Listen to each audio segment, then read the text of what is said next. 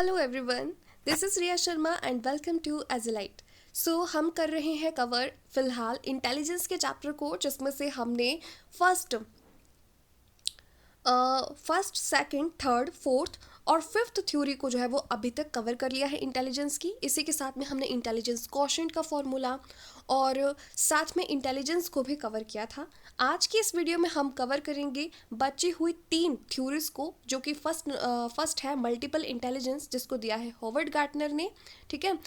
दूसरी है crystal and fluid theory, जिसको दिया है कैटल ने, और SOI मॉडल ऑफ इंटेलिजेंस, जिसको दिया है JP गिलफर्ड ने। और इसी के साथ साथ में हम इंपॉर्टेंट इंटेलिजेंस टेस्ट को कवर करेंगे, जो कि अक्सर ही टैट और CTAT में पूछे जाते हैं और हम उनमें बहुत ज़्यादा कंफ्यूज होते हैं, ठीक है। सो शुरू करते हैं आज की फर्स्ट हमारे पास में थ्योरी के साथ में, जो है मल्टीपल इंटेलिजेंस थ्योरी, जिसको दिया है हॉवर्ड गार्टनर ने, या फिर इसको बोलते हैं थ्योरी ऑफ मल्टीपल इंटेलिजेंस, बहुबुद्धि सिद्धांत, जिसको हॉवर्ड गार्टनर ने दिया है, ठीक है। तो सबसे पहली इंपॉर्टेंट चीज़ इस थ्योरी को समझने से पहले उन्होंने एक स्टेटमेंट दी थी जो कि बहुत इंपॉर्टेंट है, और ये स्टेटमेंट थी, it's not how smart you are that matters, ठीक है। मतलब यह बात जो है वो इतना मायने नहीं रखती है कि आप कितने ज़्यादा स्मार्ट हैं, कितने ज़्यादा किसी काम को करने में दक्ष हैं, ठीक है। What really matters is how you are smart, ठीक है। यानी कि ज़्यादा मतलब इम्पॉर्टेंट क्या है कि आप स्मार्ट किस क्षेत्र में हैं और कैसे हैं, ठीक है। यानी कि इसमें उन्होंने क्या कहा है, बेसिकली उन्होंने कहा है कि इस बात से कोई फ़र्क नहीं पड़ता कि आप कितने स्मार्ट हैं किसी भी चीज़ में, लेकिन इस बात से फ़र्क पड़ता है कि आप किस फील्ड में और कैसे स्मार्ट हैं, ठीक है। तो इस बात को समझते हुए आगे बात करते हैं कि इन्होंने अपनी थ्योरी में बहुबुद्धि सिद्धांत में कहा क्या था, ठीक है। तो उन्होंने कहा था कि हर इंसान का जो समझने का तरीका होता है वो अलग अलग होता है, ठीक है। तो हमारे पास में जो ट्रेडिशनल मेथड्स हैं, जिसमें क्या होता है कि हम टेक्स्ट बुक पढ़ते हैं या फिर लेक्चर को सुनते हैं, ठीक है। सिर्फ यही 2 मेथड हम क्यों अप्लाई करें सीखने के लिए, जबकि हमारा सबका जो है वो सीखने का तरीका अलग अलग होता है, ठीक है। इसीलिए हमें क्या करना चाहिए, मल्टीपल टीचिंग मेथड्स को अप्लाई करना चाहिए, ठीक है, rather than just reading text book और hear a lecture on it, ठीक है, जो कि है ट्रेडिशनल मेथड, ठीक है। तो इस चीज़ के ऊपर इन्होंने बात की थी हॉवर्ड गार्डनर जी ने, और इसी के तहत जो वो हमारे पास में वेरियस टीचिंग मेथड्स जो है वो फर्दर डेवलप हुए थे। तो आपको इसके साथ में टीचिंग का इम्प्लीकेशन, एजुकेशनल इम्प्लीकेशन भी समझ में आ गया होगा कि इन्होंने मल्टीपल टीचिंग मेथड्स के ऊपर जोर दिया था रेदर देन ट्रेडिशनल मेथड्स के, ठीक है। सो ये बात हो गई इसके एजुकेशनल इम्प्लीकेशन की, और इस थ्योरी में उन्होंने क्या कहा था, ठीक है। अब बात करते हैं कि उन्होंने कितने टाइप की इंटेलिजेंस दी थी, ठीक है। तो उन्होंने जो है वो हमारे पास में 7 टाइप की बिगिनिंग में जो है वो इंटेलिजेंसेस दी थी, लेकिन लेटर ऑन इसमें एक और ऐड हो गई थी, और फाइनली आज हमारे पास में 8 इंटेलिजेंस के टाइप्स हैं, जो कि हमारे पास में हॉवर्ड गार्टनर जी ने अपनी मल्टीपल इंटेलिजेंस थ्योरी के तहत दिए हैं। आप इन 8 को याद रखने के लिए फॉर्मूला याद रख सकते हैं, VL2I2MBN, ठीक है। तो इसमें से जो N है लास्ट में, ये बाद में ऐड हुआ था, ठीक है। तो V से है हमारे पास में विजुअल स्पेशियल इंटेलिजेंस, ठीक है। तो इसमें हमारे पास में चित्रकारी करने वाले, ठीक है, पोर्ट्रेट बनाने वाले, आर्किटेक्चर हो गए, इंटीरियर डिज़ाइनर्स हो गए, वो सारे के सारे आ जाते हैं, ठीक है। जो इस चीज़ में दक्ष होते हैं उनमें विजुअल स्पेशियल इंटेलिजेंस जो है वो बखूबी पाई जाती है, ठीक है। फिर L2 है, तो उसमें जो L1 है उसमें है लिंग्विस्टिक वर्बल, ठीक है। यानी कि उनकी जो बोल भाणी होगी, वो भाषा होगी, वो सबको जो है वो मतलब प्रभावित करने वाली होगी, जैसे कि पोइट हो गया, स्पीकर हो गया, ठीक है, एंकर हो गया, ठीक है।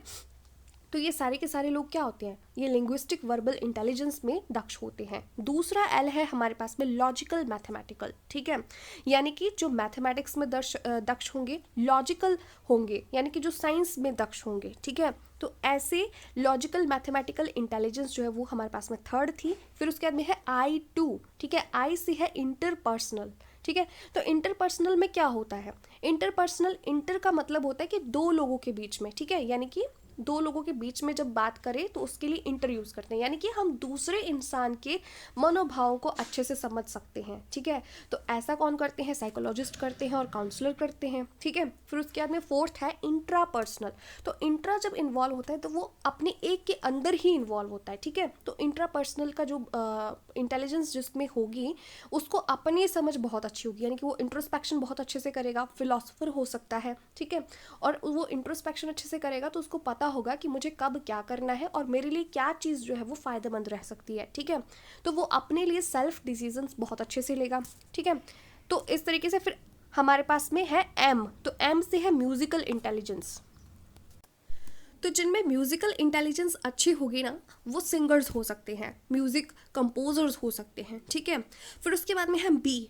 तो बी से है बॉडीली काइनेस्थेटिक, ठीक है। तो ऐसे लोग जिनका बॉडी के ऊपर कमांडिंग बहुत अच्छी होगी, फ्लेक्सिबिलिटी अच्छी होगी, तो वो जिम्नास्टिक्स हो सकते हैं, स्पोर्ट्स पर्सन हो सकते हैं, ठीक है।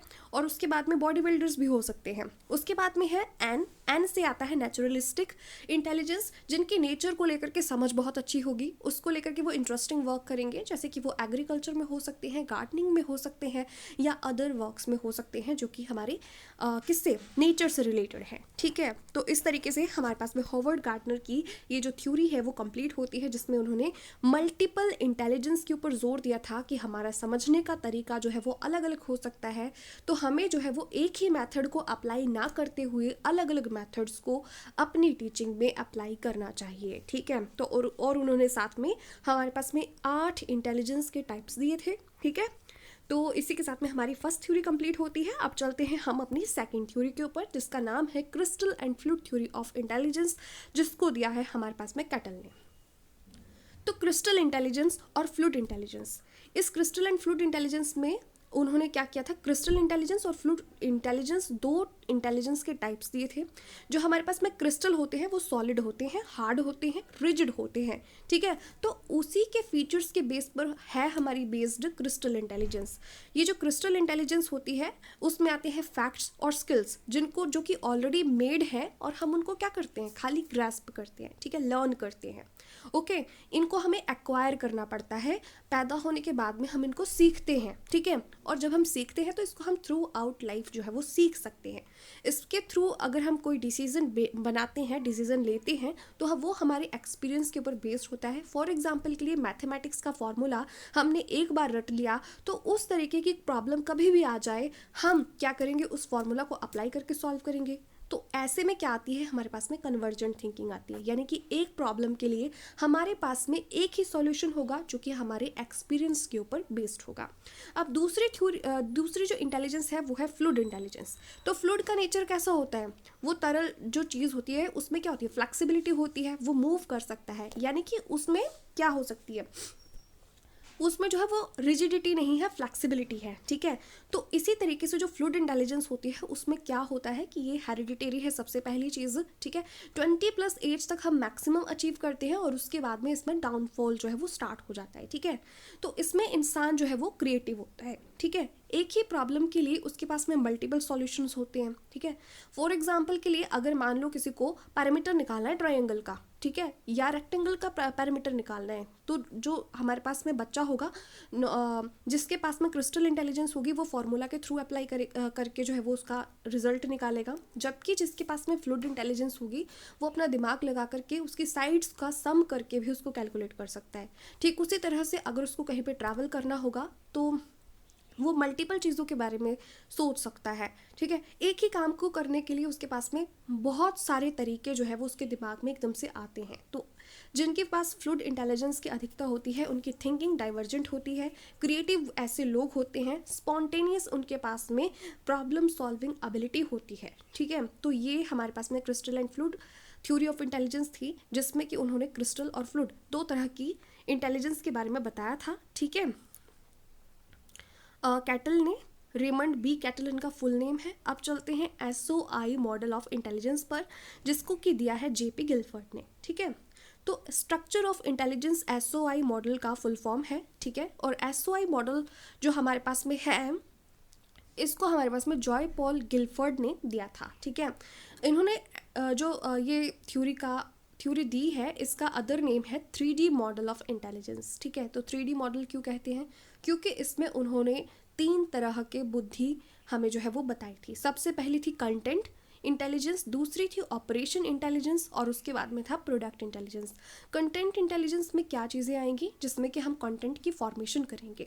ऑपरेशन में हम क्या करेंगे? ऑपरेशन इंटेलिजेंस में हम क्या करते हैं कि उसी को जो है वो अप्लाई करने की कोशिश करते हैं, और अप्लाई करने के बाद में फाइनली क्या होता है, हमारे पास में रिजल्ट्स आते हैं जो कि आते हैं प्रोडक्ट इंटेलिजेंस में। ठीक है, तो इस तरीके से उन्होंने 3 जो है वो बेसिक इंटेलिजेंसेस दी थी और इनके आगे फर्दर डिवीज़न करी थी। ठीक है, आगे फर्दर डिवीज़न करने के बाद में टोटल 180 टाइप्स ऑफ इंटेलिजेंसेस हमारे पास में निकल करके आए थे, जो कि बिगिनिंग में 120 थे लेकिन बाद में अपडेट हो करके 180 फाइनली बन गए। ठीक है, तो ये थे हमारे पास में 3 थ्योरीज ऑफ इंटेलिजेंस, जिसमें कि सबसे पहली जो हमने थ्योरी की इंटेलिजेंस की वो थी मल्टीपल इंटेलिजेंस थ्योरी, बहुबुद्धि सिद्धांत, जिसको दिया था हॉवर्ड गार्टनर ने।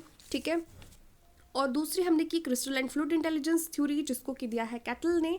ठीक है, और जो तीसरी थी हमारे पास में वो थी structure of intelligence model of intelligence. ठीक है, ये दिया था जेपी गिलफर्ड ने। ठीक है, और इसमें हमने किया जो हमारे पास में फर्स्ट थ्योरी थी मल्टीपल इंटेलिजेंस थ्योरी, जिसमें कि हमने करा कि एक इंसान के पास में समझने का अलग तरीका होता है, हर एक के पास में अलग अलग होता है, तो हमें जो है वो मल्टीपल टीचिंग मेथड्स को अप्लाई करना चाहिए। क्रिस्टल एंड फ्लूइड थ्योरी में हमने क्या किया कि हमारे पास में जो क्रिस्टल इंटेलिजेंस होती है वो हमारे पास में ट्रेडिशनल मेथड्स के ऊपर अप्लाई करती चलती है। ठीक है, कि हमारे पास में जो ट्रेडिशनल मेथड्स होते हैं उसके तहत हमें जो सॉल्यूशंस ऑलरेडी हमारे दिमाग में पैक होते हैं हम उन्हीं को जो है वो प्रेजेंट सिचुएशन में अप्लाई करते हैं। जबकि जो फ्लूइड इंटेलिजेंस रखते हैं वो क्रिएटिव होते हैं, उनके पास में एक ही प्रॉब्लम को लेकर के मल्टीपल सॉल्यूशंस होते हैं और वो प्रेजेंट में डिसीजन मेकिंग में स्पॉन्टेनियस डिसीजन मेकिंग में जो है वो वेरी क्विक होते हैं। ठीक है, और जो हमारे पास में क्रिस्टल इंटेलिजेंस है वो लाइफ लॉन्ग चलती रहती है, उसको हम लाइफ लॉन्ग कितना भी एक्वायर कर सकते हैं, वो हमारी एक्विजिशन के ऊपर डिपेंड करता है। जबकि जो फ्लूइड इंटेलिजेंस है वो हेरिडिटेरी है, 20+ तक हमारे पास में मैक्सिमम अचीव होगी और उसके बाद में इसमें डाउनफॉल स्टार्ट हो जाएगा। और उसके बाद में हमने किया structure of intelligence model of intelligence किया था, जिसको कि दिया है जेपी गिलफर्ड ने, जिसमें हमने 3 मॉडल इंटेलिजेंस के किए, जिसमें से पहला था कंटेंट, दूसरा था ऑपरेशन, तीसरा था प्रोडक्ट। ठीक है, और इसी के आगे फर्दर डिवीजन करके 180 टाइप्स ऑफ इंटेलिजेंसेस हमारे पास में टोटल आज की डेट में है, जो कि स्टार्टिंग में थे 120। अब चलते हैं इंटेलिजेंस टेस्ट के ऊपर। ठीक है, तो जैसे कि हमने इंटेलिजेंस के फर्स्ट चैप्टर में फर्स्ट जो वीडियो थी उसमें भी कहा था कि जो हमारे पास में एल्फ्रेड बिने जी हैं, ये पहले ऐसे इंसान थे जिन्होंने फर्स्ट टाइम इंटेलिजेंस टेस्ट को कंडक्ट करवाया था स्कूल के बच्चों के ऊपर, और इसमें 5 से लेकर के 13 साल के बच्चे इन्वॉल्व थे, जिनसे क्वेश्चंस पूछे गए थे और उसी के बेसिस पर उनकी मेंटल एज का पता लगाया गया था। ठीक है, सो यस, तो अब आगे फर्दर डिवीज़न होती है हमारे पास में इंटेलिजेंस टेस्ट के 2 टाइप्स में, इंडिविजुअल टेस्ट जो कि एक ही इंडिविजुअल के ऊपर परफॉर्म करे जा सकते हैं, और ग्रुप टेस्ट। ठीक है, ग्रुप इंटेलिजेंस टेस्ट में हम क्या करते हैं कि ग्रुप के ऊपर कुछ एक लोगों के समूह के ऊपर जो है वो टेस्ट अप्लाई करते हैं और उनकी मानसिक आयु का कैलकुलेशन करते हैं। ठीक है, अब इनकी आगे फर्दर डिवीज़न होती है शाब्दिक और अशाब्दिक, यानी कि verbal and non verbal test में। ठीक है, तो सबसे पहले चलते हैं हम इंडिविजुअल वर्बल टेस्ट में। तो इंडिविजुअल वर्बल टेस्ट जो सबसे पहला कंडक्ट किया था वो क्या था, बिने साइमन टेस्ट नाम था इसका, 1905 में कंडक्ट किया गया था। इसमें जो है वो 30 क्वेश्चन थे स्टार्टिंग में। ठीक है, जो कि आगे बढ़ करके 59 हो गए थे, लेकिन अगर एग्जाम में पूछा जाए तो 30 क्वेश्चन इसमें टिक करना है। ठीक है, तो 30 क्वेश्चन इसमें थे जो कि बिने साइमन टेस्ट था। ये पहला वर्बल इंडिविजुअल टेस्ट था, यानी कि शाब्दिक जिसमें शब्दों का प्रयोग था, और इंडिविजुअल यानी कि एक ही इंसान के ऊपर अप्लाई किया जा सकता था। इसी को आगे फर्दर मॉडिफाई करते हुए स्टैनफोर्ड जो यूनिवर्सिटी है उसमें अप्लाई करवाया था टर्मन ने 1916 में। ठीक है, और जो ये अप्लाई करके इन्होंने दोबारा से टेस्ट स्टैनफोर्ड यूनिवर्सिटी में अप्लाई करवाया, इसका नाम निकला स्टैनफोर्ड बिने टेस्ट। ठीक है, जिसको कि 1916 में जो है वो हमारे पास में मान्यता मिली थी, और इसमें टोटल क्वेश्चंस की संख्या हो गई थी 90। अब चलते हैं हमारे पास में नॉन वर्बल इंडिविजुअल टेस्ट में, यानी कि अशाब्दिक टेस्ट है जिसमें शब्दों का प्रयोग नहीं होगा लेकिन इंडिविजुअल है, यानी कि एक ही इंसान के ऊपर अप्लाई होगा। तो उसमें सबसे पहला टेस्ट आता है पोर्टियस भूल भुलैया टेस्ट, यानी कि पोर्टियस हमारे पास में ये क्या है, पजल टेस्ट है, ठीक है। ये 3 से लेकर के 14 साल तक के बच्चों के ऊपर अप्लाई होता है। और दूसरा है बैचलर टेस्ट, जो कि एडल्ट्स के ऊपर अप्लाई होता है, 10 से लेकर के 60 वर्ष तक के जो एडल्ट्स होते हैं उनके ऊपर, ठीक है। ये एक्टिविटी बेस्ड टेस्ट है, ठीक है। स्टार्टिंग में 10 से 60 वर्ष के आयु वालों के लिए था, लेकिन बाद में इसको 16 से 60 साल के आयु वर्ग के लिए जो है वो बैचलर टेस्ट को अप्लाई किया गया था। तो ये थे हमारे पास में individual test, verbal and non verbal. तो टोटल हमने 4 किए हैं। उसके बाद में हमारे पास में आता है group test, verbal and non verbal. तो जो हमारे पास में ग्रुप टेस्ट है वो पहली बार हमारे पास में स्टार्ट हुए थे जब वर्ल्ड वॉर स्टार्ट हुए थे। और वर्ल्ड वॉर 1 के टाइम पे आर्मी में भर्ती करने के लिए हमारे पास में आर्मी बीटा टेस्ट जो है वो नॉन वर्बल टेस्ट जो है वो पहली बार ग्रुप में आया था, जिसमें कि आर्मी वालों को भर्ती किया गया था। और दूसरा था शिकागो परीक्षण टेस्ट, इसको वर्ल्ड वॉर 2 में अप्लाई किया गया था। और इसी के साथ में अगर हम वर्बल ग्रुप टेस्ट की बात करें तो आर्मी जनरल क्लासिफिकेशन टेस्ट या फिर आर्मी सामान्य वर्गीकरण टेस्ट जो है वो सैनिक भर्ती के लिए वर्ल्ड वॉर 2 में अप्लाई किया गया था, ठीक है। तो ये थे हमारे पास में इंटेलिजेंस टेस्ट जो कि अक्सर ही एग्जाम में पूछे जाते हैं। अब चलते हैं कुछ एक क्वेश्चंस के ऊपर जो कि आज की वीडियो के ऊपर बेस्ड है। तो सबसे पहला क्वेश्चन है Howard Gardner's theory of multiple intelligences emphasises, ठीक है। जो हॉवर्ड गार्टनर की थ्योरी है मल्टीपल इंटेलिजेंस की, वो इनमें से किसके ऊपर बल देती है? ऑप्शन है जनरल इंटेलिजेंस पर, दूसरा है common abilities required in school, तीसरा ऑप्शन है the unique abilities of each individual, और चौथा है कंडीशनिंग स्किल्स इन स्टूडेंट्स। तो फिर से इसको रिवाइज करते हैं कि हॉवर्ड गार्टनर की जो थ्योरी थी उसमें उन्होंने कहा था कि एक ही व्यक्ति का हर व्यक्ति का सीखने का तरीका जो है वो अलग अलग होता है, वो अलग अलग मेथड से सीख सकता है। तो उन्होंने जो है वो unique abilities of each individual के ऊपर बल दिया था। तो इसमें से जो करेक्ट ऑप्शन है वो है third one, the unique abilities of each individual के ऊपर एम्फेसाइज किया था हमारे पास में हॉवर्ड गार्टनर ने। अब चलते हैं नेक्स्ट क्वेश्चन के ऊपर। सो नेक्स्ट क्वेश्चन है following are the critical views about the theory of multiple intelligences except, ठीक है। तो इसमें से आपने बताना है कि जो क्रिटिकल व्यूज हैं मल्टीपल इंटेलिजेंस के बारे में, इनमें से कौन सा नहीं है, ठीक है। तो सबसे पहला है it is not research based, ठीक है। दूसरा है different intelligences demand different methods for different students, ठीक है, यानी कि different intelligences demand different methods of for different students, ठीक है। तीसरा है gifted students usually excel in a single domain, और चौथा है it lacks of empirical support, ठीक है।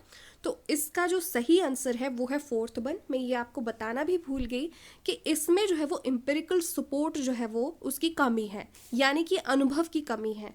इसमें बहुत ज़्यादा मतलब उन्होंने उसको अनुभव जो है वो नहीं लिया था, ठीक है। तो उसके बाद में नेक्स्ट क्वेश्चन के ऊपर चलते हैं। नेक्स्ट क्वेश्चन है Howard Gardner's theory of multiple intelligence suggest that, ठीक है। इनमें से हॉवर्ड गार्टनर की थ्योरी जो मल्टीपल इंटेलिजेंस की है वो निम्न में से क्या दर्शाती है? Teacher should use multiple intelligence MI यानी कि multiple intelligence as a framework for deviating alternative ways to teach the subject matter, यानी कि टीचर्स को अलग अलग मल्टीपल इंटेलिजेंस मेथड्स अप्लाई करने चाहिए पढ़ाने के लिए। दूसरा है ability is destiny and does not change over a period of time, यानी कि हमारे को जो जितना भी आता है, हमारी जो क्षमता होती है वो हमारे भाग्य पर डिपेंड करती है और समय के साथ में इसको बदला नहीं जा सकता है। तीसरा है every child should be taut every subject in 8 different ways, यानी कि हर एक बच्चे को जो है वो 8 अलग अलग मेथड से पढ़ाया जाना चाहिए। चौथा है intelligence is solely determined by IQ test, ठीक है। इंटेलिजेंस यानी कि बुद्धि का परीक्षण जो है वो IQ टेस्ट के माध्यम से किया जा सकता है, ठीक है। तो इसका जो करेक्ट आंसर है वो है ऑप्शन नंबर 1 कि टीचर्स को अलग अलग मल्टीपल इंटेलिजेंस मेथड्स को अप्लाई करना चाहिए ताकि वो अपनी टीचिंग को जो है वो अच्छे से जो है वो डिलीवर कर सकें, ठीक है। इसका थर्ड ऑप्शन के साथ भी आप जो है वो कंफ्यूज हो सकते हैं, लेकिन थर्ड ऑप्शन इसलिए गलत है कि उन्होंने कहा था कि हर एक इंडिविजुअल का सीखने का तरीका अलग अलग होता है, लेकिन इसका ये मतलब नहीं है कि आप हर एक इंडिविजुअल के ऊपर 8 अलग अलग मैथड्स को अप्लाई करेंगे। उनका कहने का तात्पर्य था कि हमें अलग अलग मेथड अप्लाई करके देखना चाहिए ताकि अगर किसी को समझ में नहीं आ रहा है तो इसमें फर्स्ट ऑप्शन करेक्ट है, थर्ड करेक्ट नहीं है, तो आप इसमें कंफ्यूज ना होइएगा, ठीक है। तो इसी के साथ में ख़त्म होती है हमारी आज की वीडियो और हमारा इंटेलिजेंस का कंप्लीट चैप्टर जो है वो ख़त्म हो गया है, जिसमें हमने 8 थ्योरीज के साथ में इंटेलिजेंस टेस्ट, इंटेलिजेंस कोशेंट को कवर कर लिया है। प्लेलिस्ट का लिंक आपको डिस्क्रिप्शन बॉक्स में मिल जाएगा। अगर आपको टेलीग्राम ग्रुप का लिंक चाहिए तो वो भी आपको डिस्क्रिप्शन बॉक्स में मिल जाएगा, ठीक है। तो डेली आप एजिलाइट इंस्टीट्यूट नाम से सर्च करिएगा यूट्यूब के ऊपर, आपको तब भी वहाँ पर जो है वो अपडेट्स रेगुलर मिलती रहेंगी। इसके अलावा आप नोटिफिकेशंस को चेक कर सकते हैं। अगर आपको वीडियो पसंद आई है तो लाइक करें, शेयर करें अपने फ्रेंड्स के साथ में, सब्सक्राइब करें चैनल को। Thank you so much, bye bye, stay tuned.